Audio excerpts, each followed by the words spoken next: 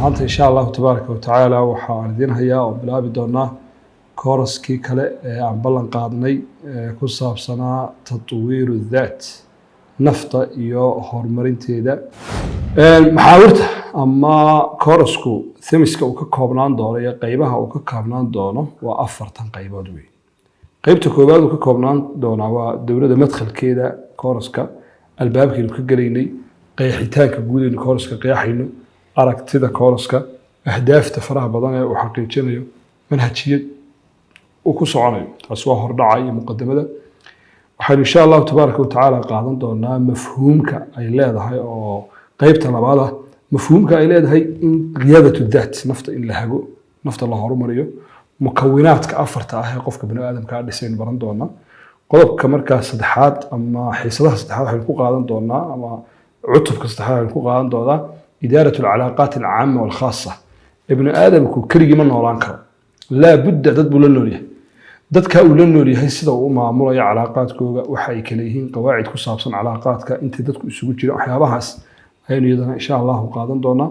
ka u dambeeyo waxaanu qaadan doonaa cutubka afraad qawaaniin tamattuci fi alxayaati ma'a binaa'i nafs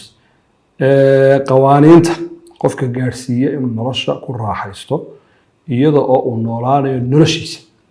isla markaana naftiisa sidoo u dhisayo dariiqo manhajiya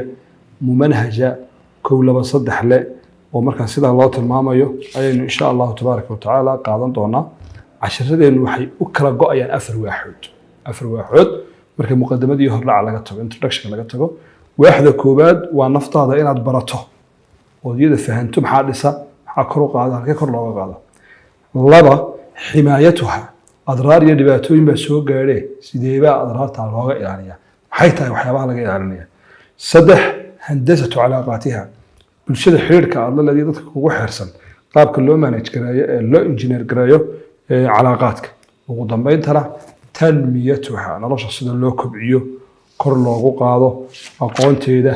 مالية ديدا مالها لغا كبعينيا وحييهين sida loo kobcinayo waxay hadii aad u baahan tahay faahfaahinta ku saabsan kooraskan iyo koorasyada kale iyo dhammaan shaqooyinka uu qabto dugsigeena Rasiin waxaad la xiriiri doontaa insha Allah tabaaraka wa tacaala linkiga WhatsApp-ka iyo lambarada la soo raacin doono videogan oo aad si habsami leh uga heli doonto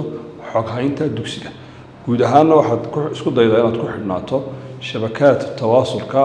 cinwaanada iyo baraha aynu ku leenahay si aad mar walba uga dheefto فائدة وأنفعها يوح هرقو قاضي أو علمية عاملين كلا دوين يا قانت بدن كبحيسة دوكسيجا الرسين لصاحب وكحد نو دوكسيجا السلام عليكم ورحمة الله وبركاته.